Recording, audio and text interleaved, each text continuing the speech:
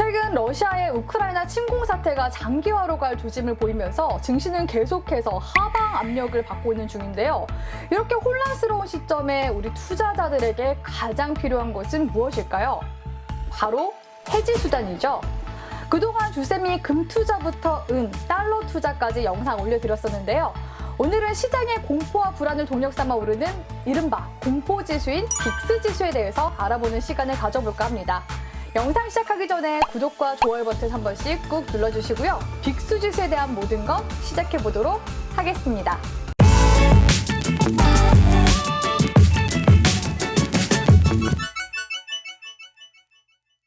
빅스지수는 1990년대 이후 금융공학이 급속도로 발전하면서 만들어진 지수인데요.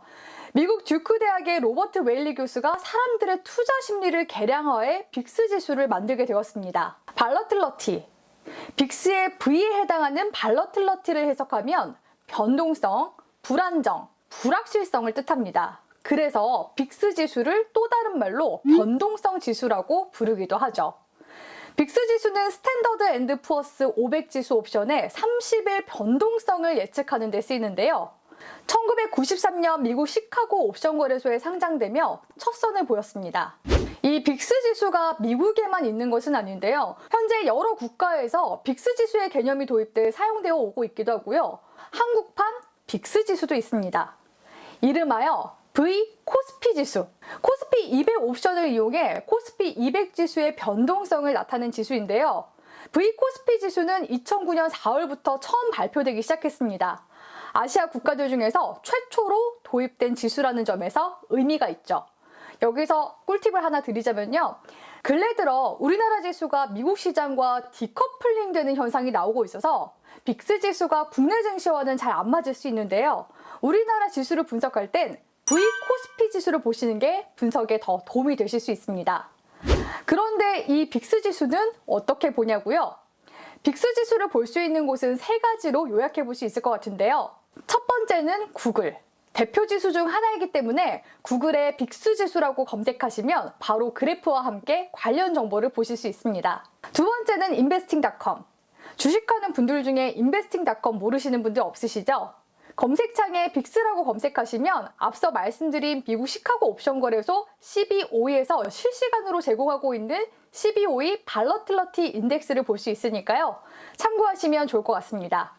그리고 V 코스피 지수도 investing.com에서 확인이 가능한데요.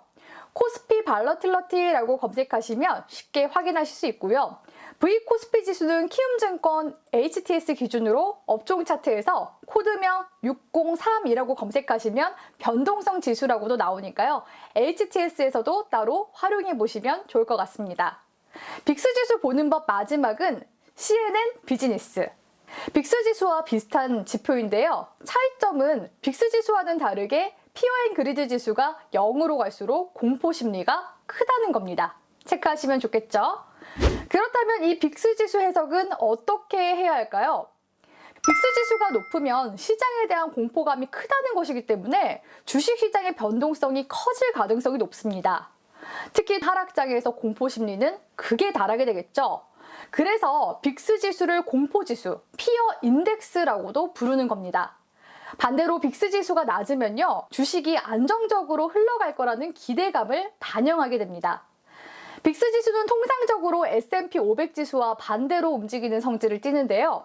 재밌는 것은 이 빅스 지수가 최고치에 다다랐다고 판단되면 얘기가 또 달라질 수 있다는 점입니다. 시장에 바닥이 나왔다고 판단되면 이때부터 투자자들은 서서히 매수에 나서게 되죠.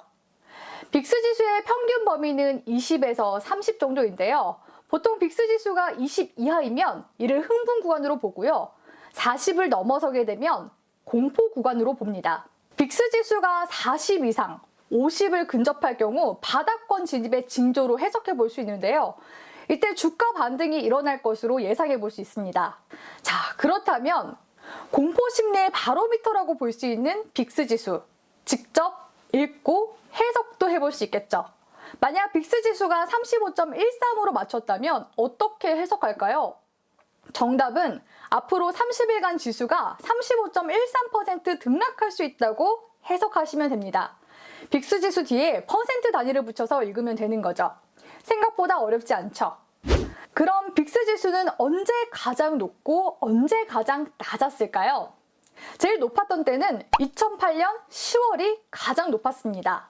장중 89.53을 기록하기도 했는데요. 이때 어떤 일이 일어났었죠? 네, 리먼 브라더스 사태. 세계 금융위기가 최고조에 달했을 때죠.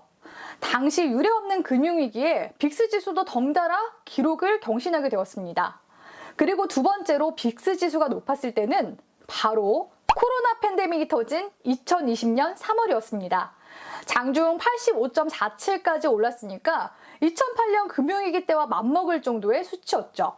그리고 2008년 이후 가장 낮았던 빅스 지수의 수치는 2017년 11월 8.56을 기록했을 때였는데요. 2015년 그리스 채무위기 이후 안정세를 보이다가 2018년 미중 무역전쟁이 대두되면서 다시 빅스 지수가 오름세를 보이기도 했습니다. 오늘은 빅스 지수에 대해서 알아봤는데요. 최근 빅스 지수가 오름세를 보이고 있는 중이기 때문에 관련 내용 주쌤이 열심히 정리해왔습니다. 그런데 이 빅스 지수에도 투자할 수 있는 상품이 있다는 거 알고 계셨나요? 다음 시간에는 빅스 지수에 투자할 수 있는 상품들에 대해서 준비해볼까 하는데요. 많이 기대해 주시고요. 오늘의 영상이 도움이 되셨다면 구독과 좋아요와 함께 댓글도 많이 부탁드리도록 할게요. 그럼 오늘도 가자!